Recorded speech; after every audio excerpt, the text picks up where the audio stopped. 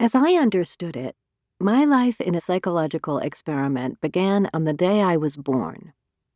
At 1:38 a.m. on April 10, 1968, I was delivered in the maternity ward of an Oakland, California hospital.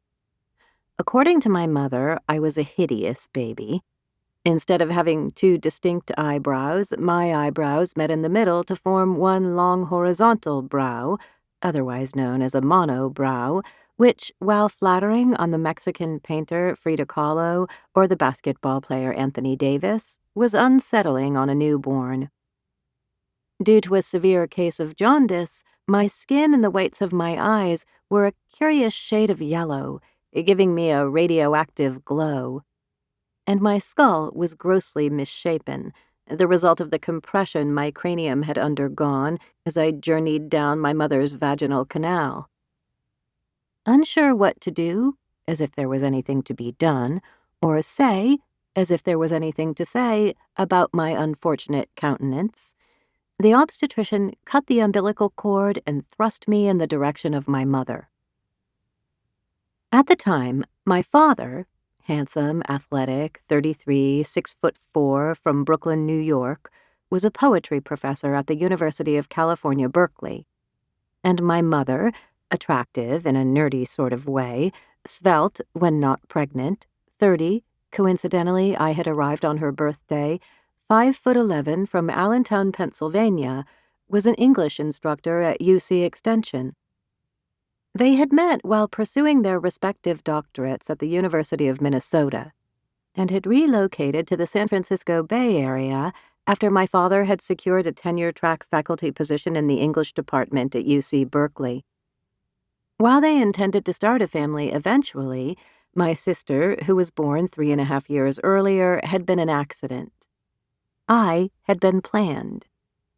In those days, doctors believed that if a husband, say my father, were to witness his wife, say my mother, laboring to eject a small human being, say me, from her vagina as she sprawled on a delivery table awash in a mess of her sweat, urine, and fecal matter, it could ruin a couple's sex life. As a result, my father had been banished to a waiting room down the hall. Such rooms were known as stork clubs, where he had spent the last several hours pacing, smoking, and eyeing the wall clock, alongside the other stressed-out, impatient, flustered fathers-to-be. Finally, the waiting room door opened, the nurse called my father's name, and he was informed that both mother and child were resting comfortably and could be seen shortly. One of the other men offered him a cigar. Another man clapped him on the back. Thank God, my father, who was an atheist, thought. "She'll be tall," he observed some time later, standing sentinel next to a hospital bed occupied by my mother. A nurse had propped her up with pillows and tucked me into the nook of her arm. He was relieved that I was healthy, that I had all of my fingers and toes, and that I was mostly shaped like a normal baby, but he had been hoping for a boy. He had wanted a son to teach how to play basketball. Given my height, which he projected would be exceptional, I could be taught to play basketball, he hypothesized.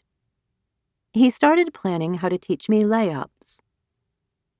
My mother, whose long, wavy red hair was tied loosely back and who was wearing a white hospital gown with a cornflower pattern, didn't respond. As a post-delivery flood of oxytocin and endorphins coursed through her system, she scrutinized my visage, seeking to divine my future. Trying to ignore my unpleasant eyebrows, eyebrow, she corrected herself, yellowish hue and oddly shaped head, she surveyed my large forehead, long eyelashes, and round face that reminded her of Richard M. Nixon, who was then campaigning to be the next president of the United States. It was hard to tell at this stage. Perhaps I would be a teacher or a writer or some other thing having to do with language or words or books, like my parents, she speculated hopefully.